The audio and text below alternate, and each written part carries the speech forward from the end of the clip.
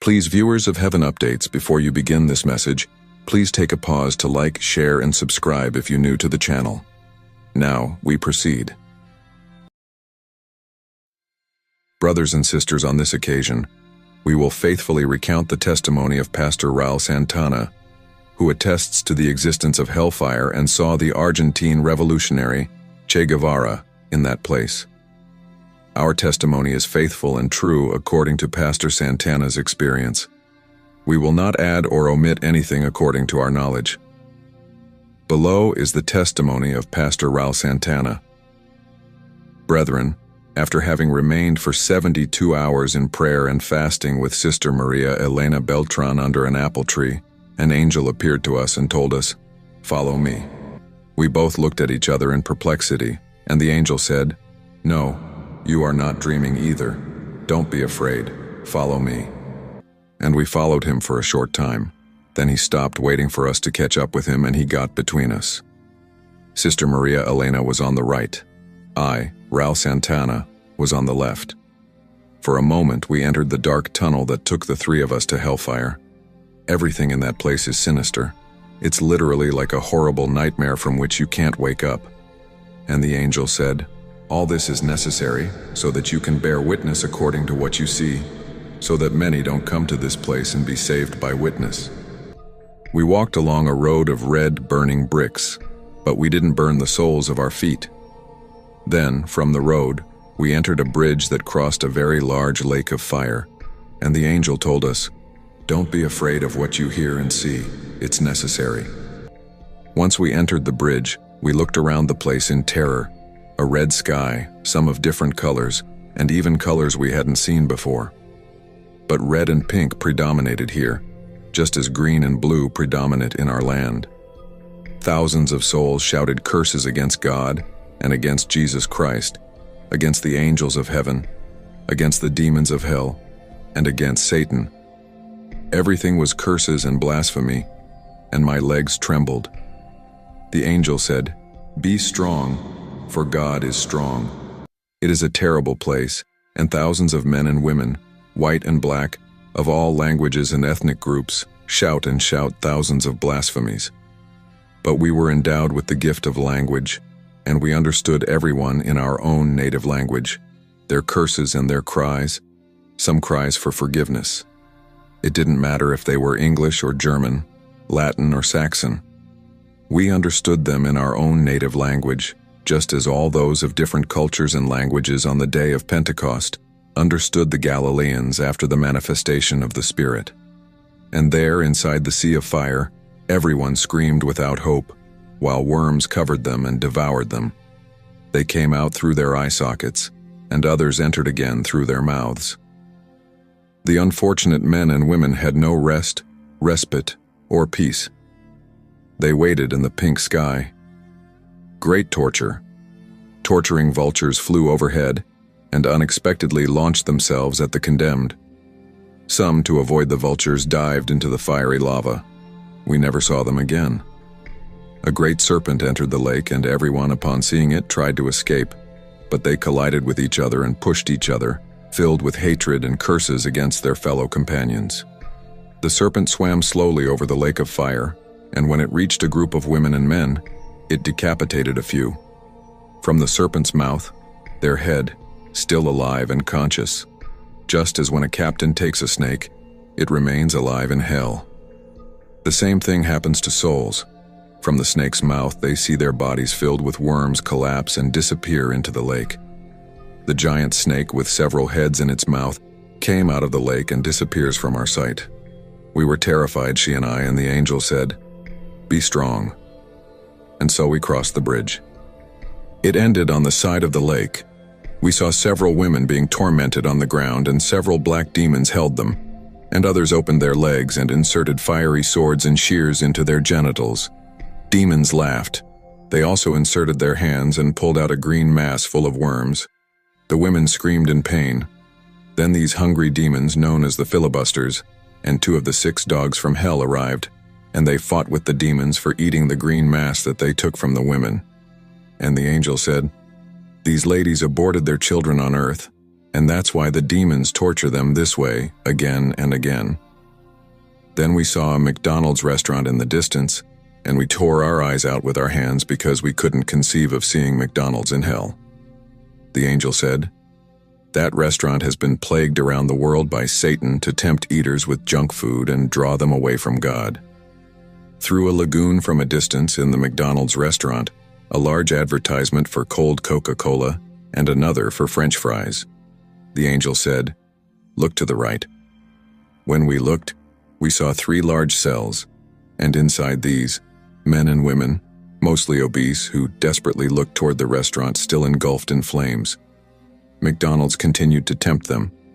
Then we entered the place of Homo's torment.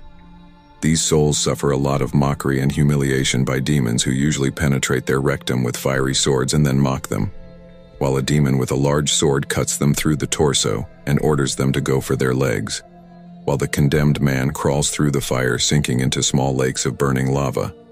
In the burning place, the furious dogs of hell prowl over the crawling homos, and they are scared off by the demons who confront the dogs in groups. However, occasionally, the dogs manage to break through the surveillance and urinate on the nearest homo, and their urine is acidic, raising blisters on the unfortunate souls. The tearing dogs tear off a piece of their arm, and the dogs flee when they realize that the demons have seen them. They carry parts of a condemned man's arm in their sharp fangs and teeth. This does not prevent the demons from telling these souls to keep searching for their legs, and when in agony, they trample across the hot ground and manage to reach where they think they will find their legs. Behind a great flame of fire, 2 demons hide. When the soul approaches, these demons carry a large jar of burning lava. They approach with slow steps in front of the crawling soul and pour all the burning contents over it.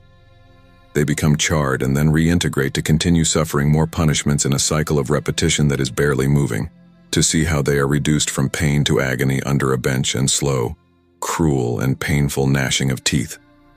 And we saw how 3 condemned men were taken from the group and dragged by several demons to a clearing, and we were once again witnesses to an internationally known figure, the Argentine revolutionary known as Che Guevara.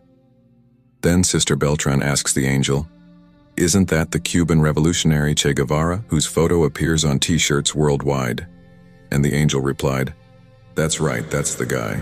He's not Cuban, he's Argentinian. But what is he doing among homos if he sent them to concentration camps in Cuba?"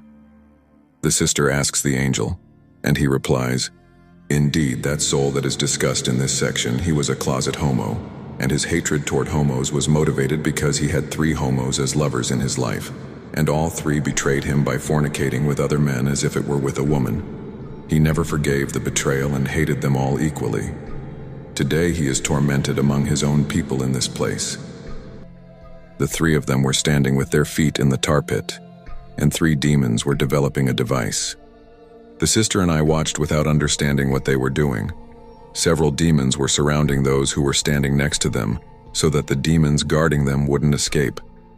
Later they moved aside, and the demons aimed this at the wretches, and through the large hose came a jet of burning lava. Under screams of torment and agony, they turned into lava as it fell upon them. The 3 homo souls, Che Guevara and the 2 at his side, turned into broth, but even in that state they were conscious. Within a while they would reintegrate into a cycle of repetition. In that place, everything is repeated over and over again. And the angel looks at us and says, "All this that is happening here saddens the Lord's heart." Then we continued moving forward and approached the McDonald's restaurant. But on the way to McDonald's, we saw many horrors that cannot easily be erased from our minds, like that of a white man who had been consigned to hell for murdering black people, an American who had served in the Klan. There, lying on the ground, held by his hands and feet with hooks burning on the floor and begging for mercy, a demon struck him. He called a dog with a horrible whistle, and the dog appeared with its sharp teeth, its mouth dripping blood and baring its fierce fangs.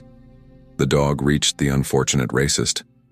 Each bite that this soul received from the dog's tongue was followed by terrifying screams. Then the dog urinates on him, and its urine is like acid that corrodes everything it comes into contact with. The unfortunate man was trying in vain to escape this situation. The dog then confronts him with its sharp teeth between its legs and tears out his genitals. And then, as he shrank and begged to die, a demon answered him, "In this place, the genitals will be of no use to you, and you don't need them." And the other demons, upon hearing this, threw themselves on the floor, dying of laughter and mockery, while the wretched man writhed in pain. Hell is an immense universe of torment and eternal torture. No one who has ever visited that place will ever be able to spend a second like that amidst screams of curses against God, against Jesus, and against Him, entwined in songs of agony. The inmates uttered pain-filled cries. We found our way through lakes of fire. We approached the McDonald's restaurant. There were parking lots around it, but there were no cars. The building was surrounded by beautiful gardens with flowers of all colors, and the paved area had just rained and everything looked shiny and damp. The air was fresh. For a moment we thought we were back on the earthly plane. The angel told us to go in. As we entered, he told us not to ask anything, just look, so that through his eyes we could bear witness to the truth. We entered inside. We saw beautiful blonde, brunette, and black girls behind the counter wearing their uniforms, the hallmark of this satanic restaurant. The air conditioning was a stark contrast. They were making a huge fuss about us. We saw the girls behind the cash registers very busy, and the restaurant was empty. An obese woman seemed to be the manager as she directed the other girls and was the one giving orders. Looking through the windows, we saw it was starting to rain, and beneath the rain, we saw obese men and women, and even thin people running desperately to reach the restaurant. Some fell, and others ran over them. There were around 300 or more of them. McDonald's was their target, the dining rooms and the feasts. Then the obese black woman told the women behind the counter that some of them should come out and clean the tables because the customers were about to arrive.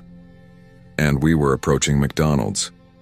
This is what the angel told us. This restaurant was created by Lucifer's angels to separate souls from God's grace through gluttony. Lucifer has plagued the entire world with these junk food restaurants, causing an addiction to gluttony and, at the same time, a separation between man and God. The eaters are tortured, and even from their punishment cells engulfed in flames, they stare with temptation at the restaurant that has been intentionally placed not far from their punishment cells.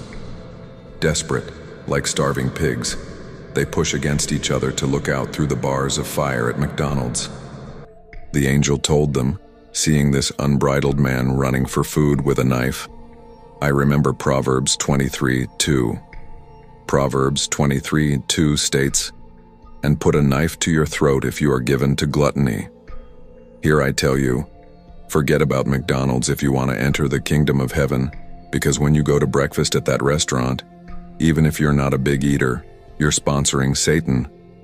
And these souls arrived soaked under the torrential rain, so they entered desperately through the 4 glass doors inside and stood in lines in front of the 12 cash registers. They stood in front of 12 nice, kind, and beautiful white, dark-skinned, and black girls, even though they wouldn't have to pay.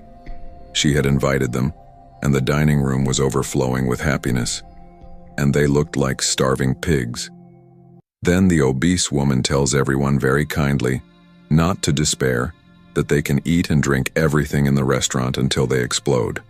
And in the dining room, the people looked happy with big smiles on their lips and thanked the good-natured woman. Some still had the burns they had received in their punishment cell, but the command was the most important thing for them. They all ordered large quantities of chicken, mango, and all kinds of hamburgers, and even strawberry milkshakes. They sat at the tables, hungry, and began to eat and drink desperately. They hugged each other. The cold Coca-Cola was the most they drank, and you could see a lot of joy and happiness. They were dining and drinking heavily. Then music by Celia Cruz, the Afro-Cuban, and also Michael Jackson, the African-American, was heard.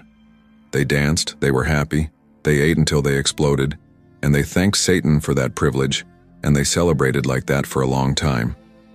Then we heard loud thunder and lightning that broke our eardrums, and we saw how everything outside slowly turned pink, and the rainwater inside the building turned a shade of sky blue and light pink. We also saw a change in the atmosphere. It was slow, and many of the diners couldn't perceive it. They were there only to eat and drink. That was all that mattered to everyone. Praise and thanks to Satan were the most common things heard among the uninterrupted, peaceful murmur of those present. We watched in astonishment, standing in a corner. The three of us looked at them in astonishment. The sister looked at me, and I looked at her, and the angel told us, "In hell there are many things that will never reach the heart of man." The beautiful McDonald's girl slowly transformed, and the kind, overweight woman also changed. Then the diners and the feasters, who had no sight but food and the Coca-Cola, perceived that something was changing. At the tables where they sat, the drinks were heating up very quickly, and the food on their tables was taking the form of burning coal and hot stones. Then, frightened, they no longer wanted to eat anything. The fat woman had transformed in the same place, Satan and the beautiful girls, into disgusting demons armed with fiery swords and long strident ones, a few with long burning spears. The eaters don't quite understand what's happening and ask each other questions, but no one knows how to answer the other. He presented himself in front of everyone and says, "I'm Satan, the party is just beginning. You came to eat and you'll have to eat and drink. I'm treating you." At the same time, he asked all the frightened gluttons, "All glory and praise to those who eat." And the demons respond in unison to the Prince of Darkness. They praise their only true God, and Satan lets out a grotesque laugh, and the demons do too. But the blackheads are astonished and trembling. Inside the restaurant, everything changed. The elegant walls began to burn with fire. Then more demons appeared, holding each of the rubber tapers tightly on the hot ground, 2 demons for each eater. And while one demon held the victim, the other opened his mouth with his 2 strong claws. As they opened them, a third appeared with the containers that had previously held cold Coca-Cola, but had now turned into lava, and they shoved them into his mouth until his stomach exploded. The glutton had to die. They reminded him that he was already dead, and the hunger and pain the condemned man was suffering could be perceived by his screams, his teeth grinding, and his despair. His stomach was flitting, and the lava was pouring out and mixing with his writhing body. They begged for mercy. The sister and I were shedding tears. Then very thin demons appeared and whipped them while shouting, "Here they asked to come eat, and here they will eat until they burst." The place was terrible and indescribable according to human reasoning. Then demons armed with large spears entered and were given space to drive the sharp spears into the genitals of the eaters who had also been homo. The same 8 demons pointed at them and were simultaneously driving their fire-tipped spears into the genitals of these men and women. Then several dogs appeared and entered the place through the door on the left and headed towards the condemned, writhing in pain on the hot floor, their genitals torn apart with their legs spread. The dogs latched on and tore out what was left of them. Then the condemned suffered and screamed. The demons laughed while the dogs searched between the legs of women, not finding much to eat. Then they urinated on them. Acid. The place was horrifying. We wanted to leave. The more we saw the dogs looking at the fat women, when he ordered them to patrol for the henna and leave. Then some giant toads entered the place and covered those who were writhing on the ground in pain, and sucked them with their tongues. They screamed, and their cries were devastating. A group of obese people had not yet been punished, and they had orders from Satan to watch and remain still. Then the afflicted and pained condemned prisoners were ordered to get up and return to their cells, but they couldn't do it. They couldn't get up in the painful conditions they were in. Then the angry toad asked the coalman to come for them, and the coalman wondered. The rain had stopped being water. It was now a dense red fog of lava. It was falling, and 2 very large demons appeared. They rode and dug a 4-wheeled cart. They didn't enter the structure, and it was made of very hot tin. The cart was clearly burning hot. Then these demons pulled out a bullet each one, very large, and entered what at first appeared to be a McDonald's. With the bullets, they picked up souls from the ground, taking them to the dining rooms and throwing them at the cart. The roar was heard when they fell, along with the screams. These multiplied even more when they were thrown onto the platform of the cart under the fog that fell over them. The pleas for forgiveness from non-existence mingled with the curses and pain. Afterward, the demons called the coalman, took the disfigured and painfully hungry to their punishment cells under the dense lava fog. We saw them appear through the reddish crystals, looked at a being walking slowly, supported by 2 crutches, accompanied by the 6 dark dogs of hell. The angel lowered his head and told us that the eaters who remained inside and were not tortured along with the first not only committed the sin of gluttony, but were also idolaters. The punishment for them was greater than that of the previous ones. That's enough. And we left the place and crossed paths with a being with 2 crutches accompanied by the dogs at the wide door. No one should ever trust Satan, neither on earth nor in hell nor in heaven. The eaters were there because they themselves had experienced it. Satan hadn't forced them to.